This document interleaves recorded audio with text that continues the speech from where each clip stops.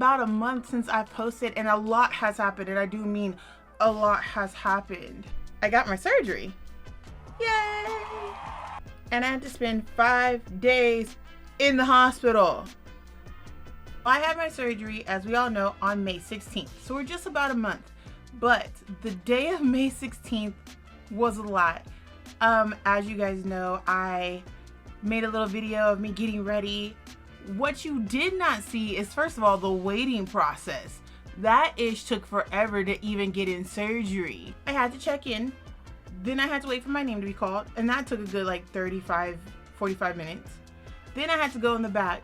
Now granted, I got to the back and then they were like, okay, go pee to make sure you're not, preggers. But the thing is, they told me for 24 hours or like since midnight, you cannot have anything to drink. So I'm just like, I can't pee because there's nothing in me to pee since this morning of waking up, and that was barely pee. So I don't know what you guys want from me. Then I had to wait for that. They hooked in an IV and said, don't worry, we'll start getting your fluids in you and then you'll have to pee.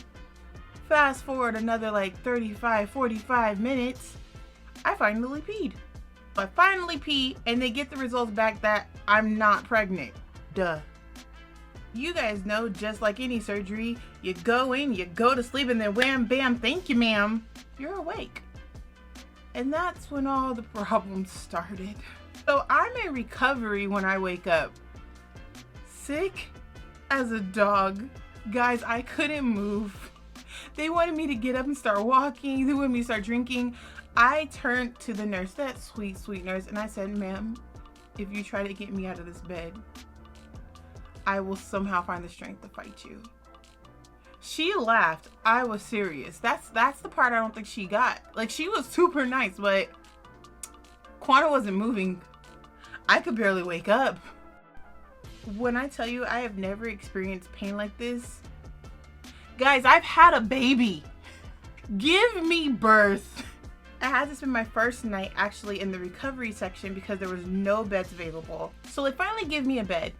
And I get to my room. Now here's the thing about having the surgery. You have to drink a certain amount of water in order to get cleared to go home. What they don't tell you is it's darn near impossible. Darn near impossible, okay? And basically you have to take this paper and keep track of how many of these sips. And when I say sips, I'm talking about you have a medicine cup that's filled to like a number 30 and you have to sip on that.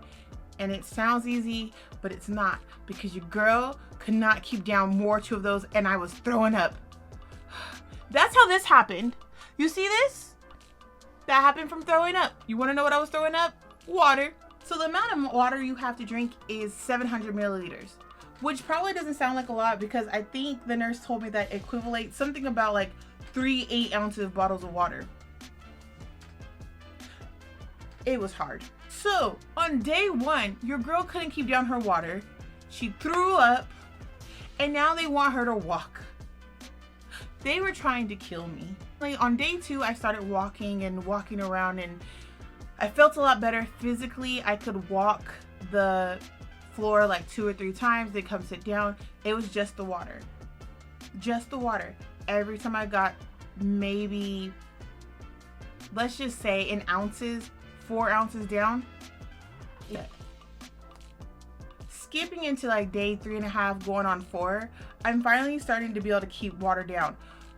3.5 to 4 days later. Do y'all know that they said some people go home the next day? They're just fine? My nurse is like, the only thing holding you here is this water. When I tell y'all I have never been so determined to drink water, man, I remember setting a timer on my phone every 5 minutes your girl was taking a sip, and I finally did it on the 5th day without throwing up. Week 1 of this surgery was crap. Actually, the first couple of weeks were crap, but that's a whole different story. My journey in the hospital was not what I expected. Man, all right, guys, that was my first week, and I just wanted to share that with you, and I can't wait to tell you more updates about my first month and what eating looks like for me now, and going back to the gym, which I'm very happy about. But until then, you're beautiful, you have a beautiful soul, and I hope you have the day that you deserve. Bye, beautiful people. I hope you guys enjoyed this video, and if you did, go ahead and subscribe and click that bell, and you can find my Instagram and TikTok in the link below in the description. I hope to see you guys there, and remember, stay beautiful, guys.